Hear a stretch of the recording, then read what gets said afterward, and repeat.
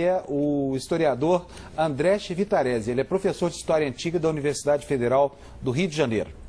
Normalmente, quando a gente pede uma prova concreta, nós esperamos um objeto palpável, não é? A cama, a casa, a roupa. Bom, isso não tem. Mas, do ponto de vista acadêmico, científico, nós trabalhamos com o que se estabeleceu como uma múltipla confirmação. Isso é, quando autores diferentes, que nunca se viram, que nunca se leram, que nunca se encontraram, são capazes de afirmar frases, ditos, ideias exatamente iguais entre eles sobre Jesus. Então vou dar um exemplo. Paulo, que é o autor mais antigo que nós temos em termos de produtor de cartas, não é? Ele é capaz de registrar, palavra por palavra, o que Jesus disse na última ceia pascal junto dos seus discípulos.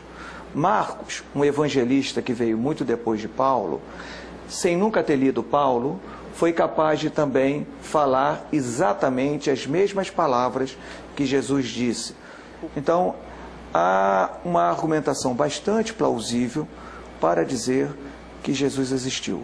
Muito embora a gente não conheça a sua casa, não conheça a sua cama, não conheça a sua roupa. E digo mais, hoje a história, a arqueologia já conseguem ver a sombra que Jesus projetou no seu andar. Ainda não chegamos nele, mas já conhecemos a sua sombra. E acho que a tendência, cada vez mais em que a pesquisa avançar, principalmente arqueológica, nós vamos chegar a Jesus. Voltamos com o Canal Livre, que esta noite debate a história de Jesus com o filósofo Mário Sérgio Cortella. Para Pedro Paulo Funari, que é professor de História e Arqueologia da Unicamp, mais vestígios da vida na Galileia, na época de Jesus, ainda serão descobertos nas próximas décadas. Vamos ver o que ele diz. A arqueologia ela é muito importante porque ela nos fornece o contexto no qual Jesus viveu. Nós temos muitas informações que provêm de escavações na Terra Santa, na Palestina. Elas se referem tanto às maneiras como as pessoas viviam, as suas casas, como que viviam as autoridades, como vivia o povo comum. Na Palestina, a vida era ao mesmo tempo muito simples, porque a população local dos seguidores de Jesus eram pessoas analfabetas, que viviam no campo, viviam de atividades muito simples como a pescaria, que eram os primeiros seguidores de Jesus, camponeses, mas ao mesmo tempo era uma sociedade muito complexa, porque havia cidades inclusive com uma população estrangeira que falava outra língua, que era o grego. Havia tropas romanas que vinham soldados de pontos muito distantes do império. Portanto, Jesus conviveu, embora os seus seguidores e seu círculo mais íntimo fossem de pessoas muito humildes, ele conviveu com pessoas de diferentes origens étnicas, de uma região muito grande do Mediterrâneo Antigo. Nós descobrimos há um tempo atrás um barco na Palestina que é muito parecido com o que teria sido o barco dos pescadores que seguiam Jesus, como Pedro, e que Jesus mesmo utilizou. Encontramos também vestígios de casas da Palestina, da época de Jesus, que não usavam telhas, e que explica, por exemplo, uma passagem do Evangelho que fala que um paralítico passou pelo telhado, quer dizer, na verdade não eram telhas, era um teto de palha que podia ser facilmente retirado. Então, com certeza, novas informações virão nas próximas décadas. Quero mostrar para vocês o que diz o professor de Ciência da Religião da PUC de São Paulo, Pedro Lima Vasconcelos. Então, há referências em vários documentos de historiadores romanos, um escritor judeu chamado Flávio Joséfo, além da vasta literatura produzida pelos seguidores e seguidoras de Jesus, né, dando conta de uma personagem que viveu na Galileia, foi crucificado em Jerusalém, na época de Pôncio Pilatos.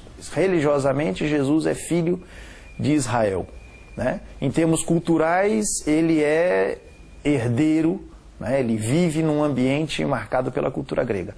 E política e militarmente a dominação é romana. Um filho de Israel, né, filho das tradições de Israel, né, um líder Do ponto de vista sociológico, a gente o chamaria de um líder carismático. Seus seguidores e seguidoras descobrem nele palavras que ressignificam a vida, as próprias vidas, dão um outro rumo às próprias existências. Nesse caminho, nessa atuação de alguém que tem palavras significativas, renovadoras da vida, suas ações libertadoras registradas nos evangelhos na forma dos milagres, esse conjunto de palavras e ações o colocou em rota de colisão com as autoridades religiosas e políticas da época, o que resultou exatamente na sua crucificação. Professor, infelizmente, é uma palavra que não gosta que eu use aqui, mas enfim, nosso tempo terminou e nós só temos tempo agora para suas considerações finais. Então, você vê, o nosso tempo terminou e a história do cristianismo não. Vai continuar mais 2010 Ela persiste com essa inquietação, esse debate. Os 3 especialistas que falaram, todos eles têm nome de apóstolo, né? São 2 Paulos, um Pedro, né? Aliás, um André, um Pedro e o Pedro Paulo, que é o Funari e tal. Isto impacta. São 2 apóstolos. Claro, né? Santo Antônio, né? São Fernando. E São Fábio, modestamente. Não tem São Mário, mas tem São Sérgio, quer dizer, esta lógica. São Fernando, que era o nome verdadeiro de Santo Antônio.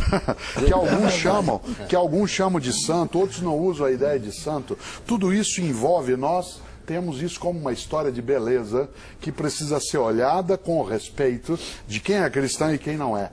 Pela beleza que ela carrega, porque não há nela, na mensagem original, não há um anúncio de violência, não há um anúncio de morte, a capacidade de convivência. A história trouxe isso em várias situações, mas na mensagem original é uma mensagem de paz, alegria, fraternidade e, claro, de vida eterna. Olha, muito obrigado pela sua presença aqui no Canal Livre mais uma vez. O Canal Livre de hoje fica por aqui. Nós agradecemos a presença, então, do filósofo Mário Sérgio Cortella no programa. A você também, muito obrigado pela sua audiência. Uma ótima semana. No domingo que vem tem mais Canal Livre aqui. Tchau.